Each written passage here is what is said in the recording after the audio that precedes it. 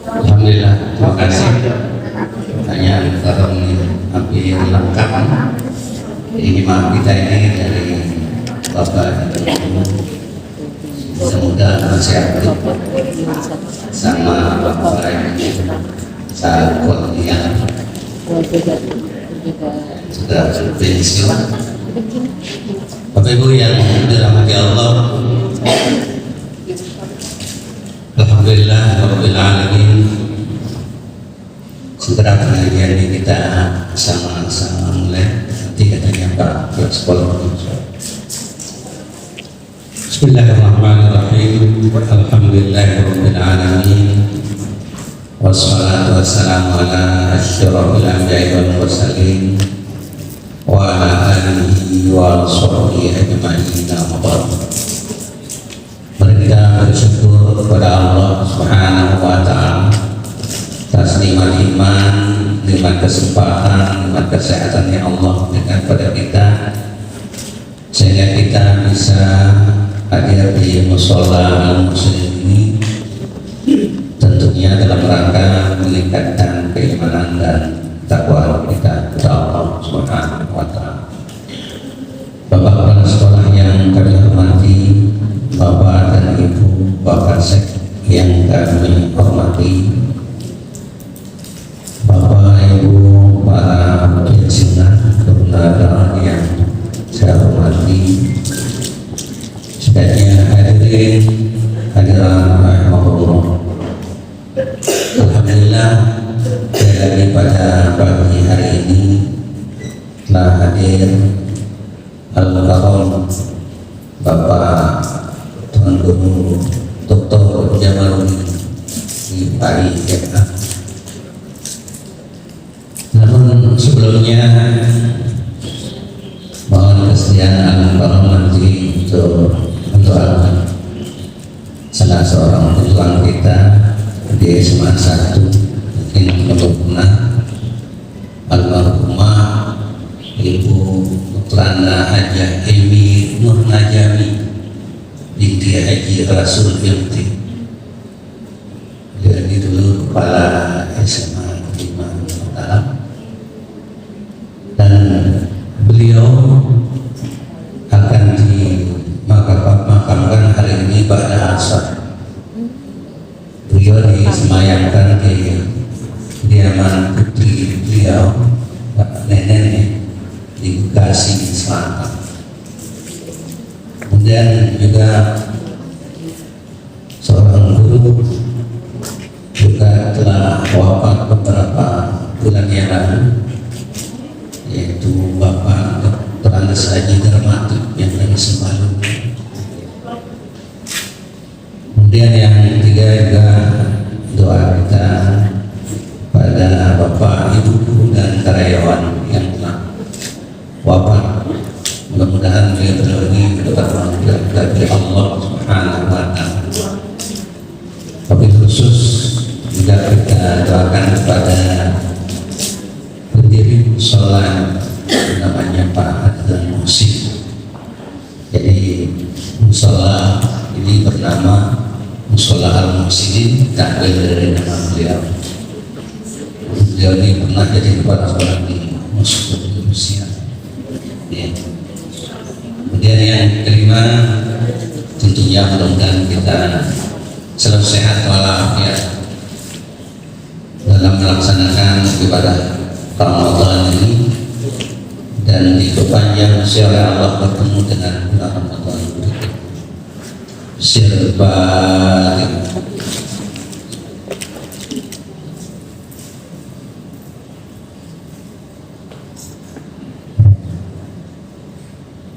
Sebelum doa jenazah dibacakan, kami menyampaikan sedikit tentang biodata beliau karena dalam sering mengisi kita belum begitu kenal bahwa beliau ini adalah Bapak Profesor Dr. Jamaluddin di UAI MA.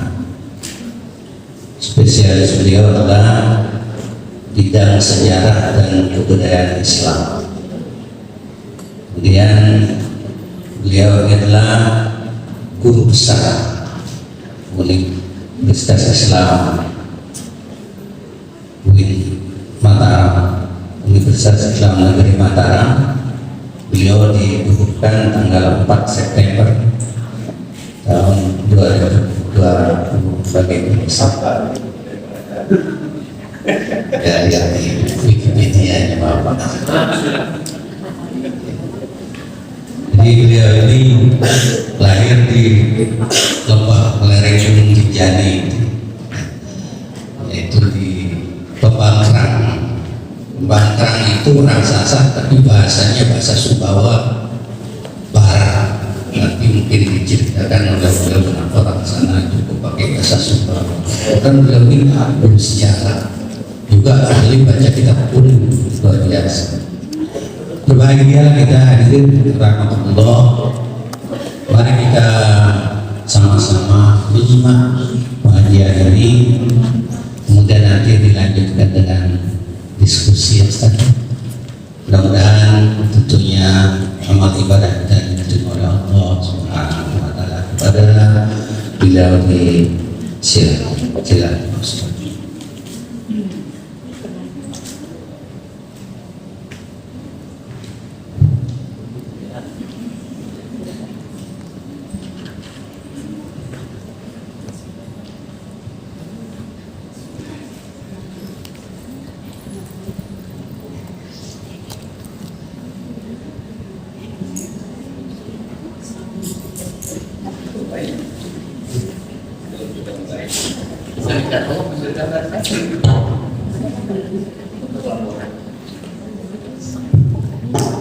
Bismillahirrahmanirrahim. Assalamualaikum warahmatullahi wabarakatuh.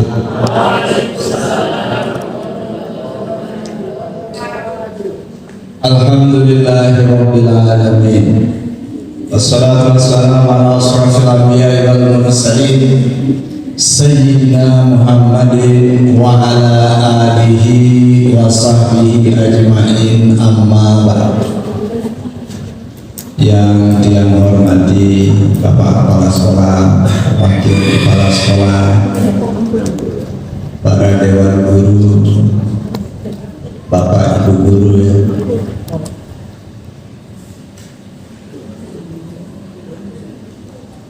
jadi Bapak Ibu Guru yang sudah purna tugas, wabil khusus ini yang mengundang ya, ini Pak Haji Fahmi MPDI, tingkatnya seluruh Bapak Ibu yang dirahmati Allah Subhanahu wa taala. Alhamdulillah kita diberikan nikmat iman oleh Allah, nikmat sehat, waktu luang, dan nikmat-nikmat yang sangat banyak.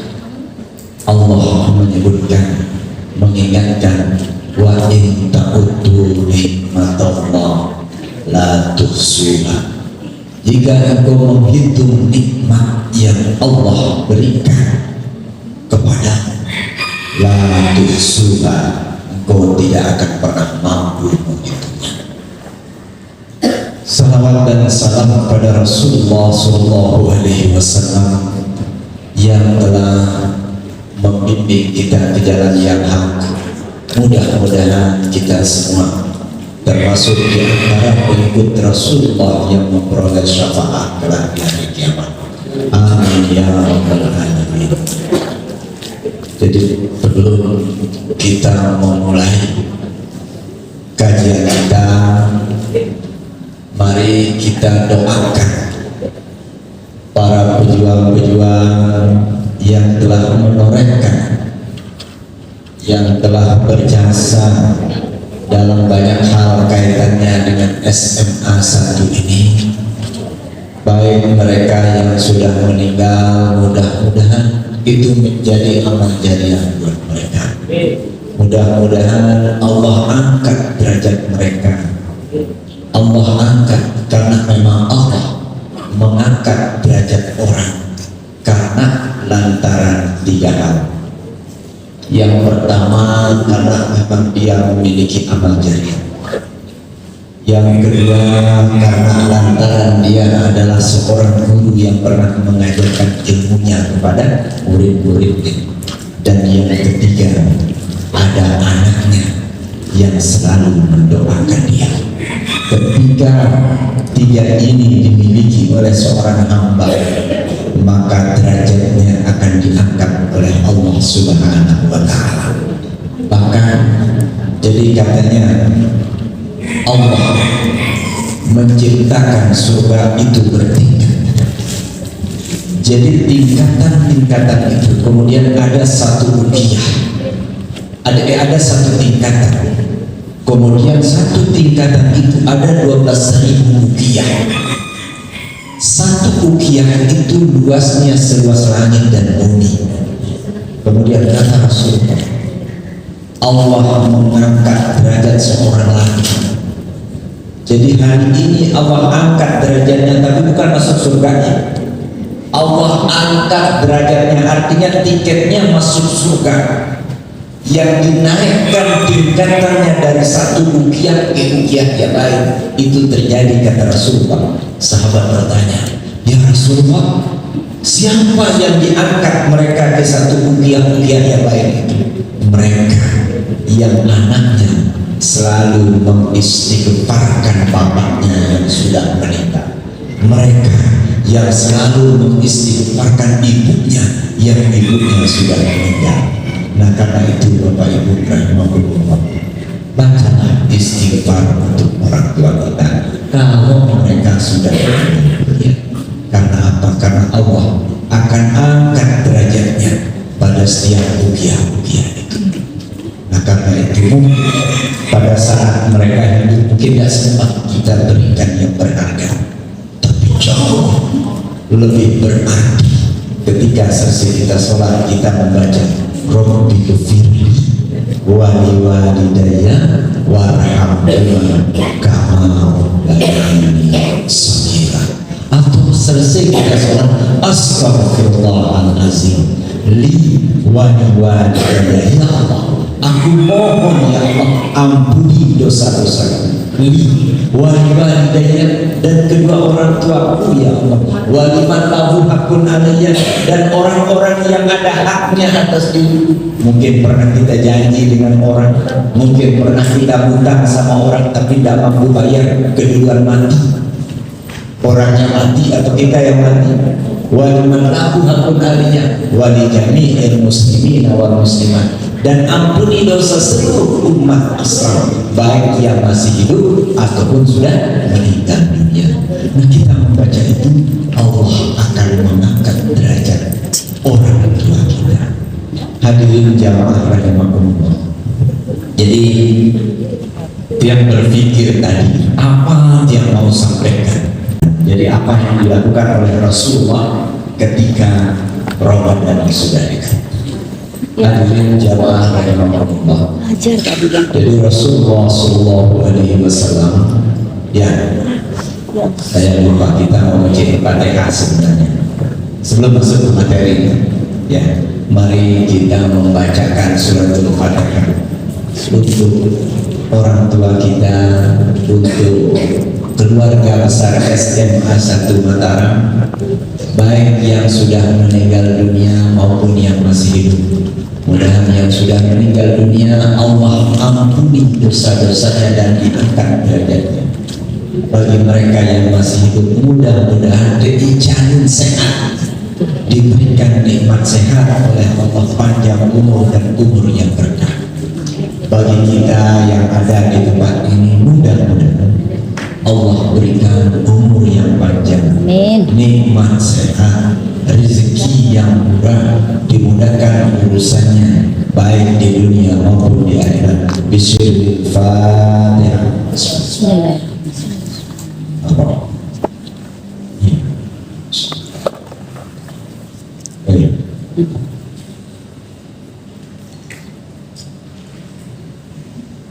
Nah, sebelum kita mulai, berapa menit kita ini Pak Jirifai? Setengah jam maksimal ya.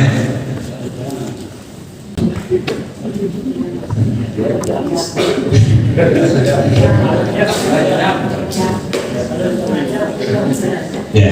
Jadi tadi malam dia nyampe di rumah itu jam 1:30. Tadi saya Jadi istirahat sebentar aja ya. keringat sama Mungkin nanti bareng-bareng setengah jam lah ya.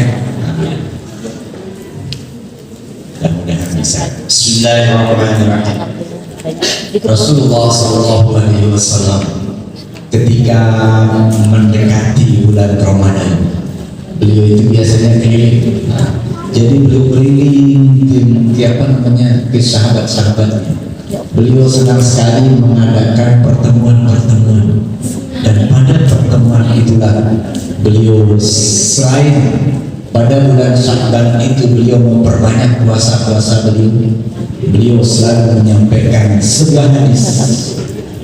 Jadi beliau bilang, hendaknya kalian bahagia, kalian senang-senang apabila Ramadan itu datang.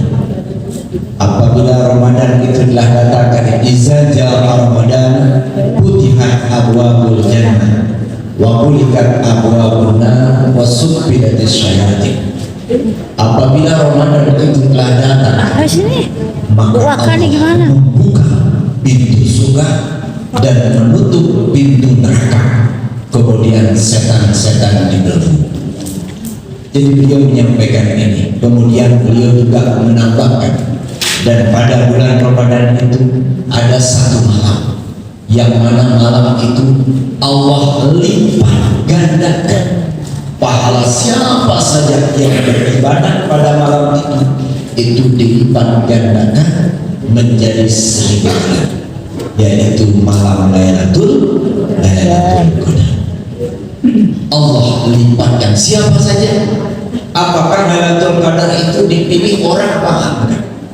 Pokoknya tarawih malam itu, bangun sholat malam, berdoa, insya Allah apa yang kita kerjakan pada malam itu Allah akan lipat gandakan setara atau bahkan lebih banyak dari 1000 bulan ibadah orang. Itu sama dengan 80. 1000 bagi berapa?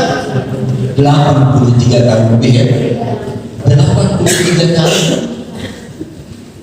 Kalau misalnya kita bisa menjaga malam itu Lailatul Qadar, misalnya kita bisa jaga 40 tahun misalnya Lailatul Qadar, 40 kali 83 tahun berapa?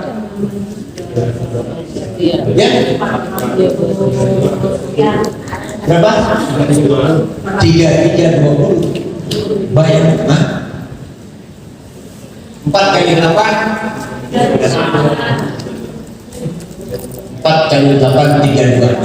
Betul-betul. Bayangkan setara dengan umur orang 3000 tahun. Kalau bisa hidup 40 tahun, kalau kita jaga Lailatul Qadar itu. Jadi dia ingin jelaskan makna hadis ini biar kita tidak salah paham. Jadi hadis ini Allah membuka pintu surga, kemudian Allah menutup pintu neraka, setan-setan dibelenggu. Pertanyaannya, jadi harus kita kritis. Pertanyaannya, kenapa Allah membuka pintu surga? Ada nggak orang yang masuk surga? Nggak ada. Lalu untuk apa Allah membuka pintu surga? Apakah hanya hibur-hiburan aja? Itu satu. Pokoknya kalau ngantuk pasti nggak ketemu jawabannya. Jangan ngantuk. Nggak boleh ngantuk. Ya, nanti balas WA. Yang kedua, Allah, Rasulullah menyampaikan kepada kita, Allah menutup pintu neraka. Pertanyaannya, seandainya neraka itu tetap dibuka saja, nggak akan ada orang yang masuk. Lalu untuk apa ditutup? Nggak usah ditutup. Kan logikanya gitu. Yang ketiga, setan-setan dibelenggu. Lalu kenapa kok ada orang-orang yang tidak berpuasa di bulan Ramadan? Bahkan dia minum minuman keras di bulan Ramadan. Bahkan dia mencuri sendal orang, mencuri barang orang. Lalu apa pertanyaannya? Apakah ada kelompok setan yang lepas? Tuh kan begitu. Apakah ada malaikat yang secara muncul sehingga dia lepas inklusi? Kenapa ini penting dijelaskan? Jadi kalau kita berdebat dengan orang non-muslim, bisa kita jelaskan apa maksudnya. Kita kembali ke Al-Quran untuk menjawab pertanyaan, semua pertanyaan tadi. Yang pertama, surga dibuka. Makanya Rasulullah bilang, bulan Ramadan itu bulan yang penuh kemuliaan, keberkahan. Jadi barang siapa yang melaksanakan ibadah puasa, man shoma ramadana imanan wa ihtisaban, ghufira lahu ma taqaddama min zambi. Barang siapa yang melaksanakan puasa dengan cara yang benar, dengan penuh keimanan, dengan cara yang benar, maka Allah ghufira lahu ma taqaddama min zambi, maka Allah akan mengampuni seluruh dosa yang pernah dia kerjakan. Barang siapa yang berpuasa dengan penuh keimanan, sesuai dengan aturan-aturan berpuasa, dia hindari hal yang membatalkan puasa, maka Allah mengampuni dosa-dosa yang lalu. Pertanyaannya, apakah kalau dosa sudah diampuni, pahala kita numpuk kayak tadi? Sudah melaksanakan puasa, sudah melaksanakan bangun malam, menjaga Lailatul Qadar, apakah dengan pahala yang begitu banyak, apakah Bapak Ibu akan masuk ke dalam neraka? Tentu tidak. Nah, karena itu bersenang-senanglah melaksanakan ibadah puasa. Satu-satunya ibadah yang tidur pun mendapat pahala hanya puasa. Ada nggak pahala yang tidur dapat pahala? Oh, tidak tahu. Ada tetangga dia bisik, ada Pak Prof, apa tidur sama istri kita dapat pahala? Ya betul juga. Nggak percaya? Dia tidur saja, itu dia mendapat pahala. Apalagi dia beristighfar pada saat dia puasanya. Jadi kalau orang puasa tidur, sepanjang dia tidur itu apa saja dia kerjakan, maka dia akan mendapat pahala. Satu-satunya ibadah yang di saat dia tidak sadar dia dapat pahala itu hanya puasa. Makanya Allah bilang puasa itu untukku. Dan tidak ada orang takabur puasa itu. Misalnya dia bilang, dia saya puasa ini hanya saya sendiri yang puasa. Tidak bisa, karena semua orang puasa kan. Jadi itu. Nah, kenapa kemudian setan dibelenggu? Neraka ditutup tadi. Jadi ketika kita melaksanakan ibadah puasa secara baik, kemudian ketika kita melaksanakan ibadah ini dengan cara yang baik, kita isi dengan mengaji dan sebagainya, maka itulah seluruh pahala itu akan menumpuk, dan itulah yang membuat nanti pada hari kiamat kita akan masuk ke dalam surga. Kalau sekarang nggak ada orang masuk surga, nggak ada, kecuali orang-orang tertentu. Nggak ada. Karena memang kita belum bisa. Kata Al-Quran, kaifa takfuruna billah wa kuntum amwatan fa ahyakum tsumma yumitukum tsumma yuhyikum tsumma ilaihi turja'un. Proses 4 fase ini yang harus kita lewati, baru kita tsumma ilaihi turja'un. Jadi kita ini dari mati, dari nggak ada, kemudian dibuat menjadi ada. Nah, kita dalam fase yang kedua, dari tidak ada, dari tidak kelihatan menjadi kelihatan, lahir dari perut ibu kita. Ini kita sedang melaksanakan fase yang kedua. Semuanya itu kemudian dimatikan lagi, kita meninggal, masuk ke lahat. Itu fase yang ketiga, alam basah. Tsumma yuhyikum, kemudian dibangkitkan lagi, summa ilaihi turja'un, kita akan kembali kepada Allah. Di sana kita akan dihisab. Anda akan masuk neraka, akan masuk ke dalam surga. Itu sudah karena Allah berikan pada bulan Ramadan. Itu karena ditutup juga, Allah tutupkan untuk kita karena lantaran maghfirah Allah. Man shoma ramadhana imanan wa ihtisaban ghufira lahu ma taqaddama min dzambi. Nasrin. Jadi karena itu kayak begitu. Ketika disuruh melaksanakan perintah Allah, nggak mau dia. Yang tadinya dia adalah orang yang taat di masjid aja kalau itu sebenarnya. Tapi ketika Nabi Musa didatangi oleh Karun karena dikasih tahu teman-temannya, ente minta apa? Saya doa jadi orang kaya, katanya kan, biar hidup enak. Ngomong aja sama Nabi Musa. Nabi Musa itu kan punya pas kalau minta sama Allah. Minta sama Nabi Musa, datang Nabi Musa. Ya Nabi Musa alaihissalam, aku ingin minta satu permohonan kepada apa? Tolong sampaikan aja kepada Allah. Apa mau? Aku ingin jadi orang kaya. Dijawab sama Nabi Musa, jangan. Nanti kamu bisa jadi ingkar. Kamu nggak bisa bersyukur. Enggak, aku akan bersyukur. Baik. Maka Nabi Musa mengadakan tangannya. Ya Allah, berikan karunia ini, limpahkan karunia kepadanya. Jadi karun itu ada yang bilang 30 ekor onta yang membawa kunci dan emasnya, hartanya. Satu ekor onta mampu membawa 300 kilo. Udah coba. Tapi ketika dia sudah memiliki harta yang begitu banyak, orang-orang kemudian cerita, waduh karun itu parah. Kenapa dia sombong karun itu? Maka kemudian Nabi Musa datang mengingatkan dia, Karun, jangan kau sombong. Kembali silakan ibadah. Sekalipun kau jadi orang kaya, datang sholat dan berdoa kepada Allah. Dia bilang apa? Untuk apa Musa? Apa yang mencari di muka ini?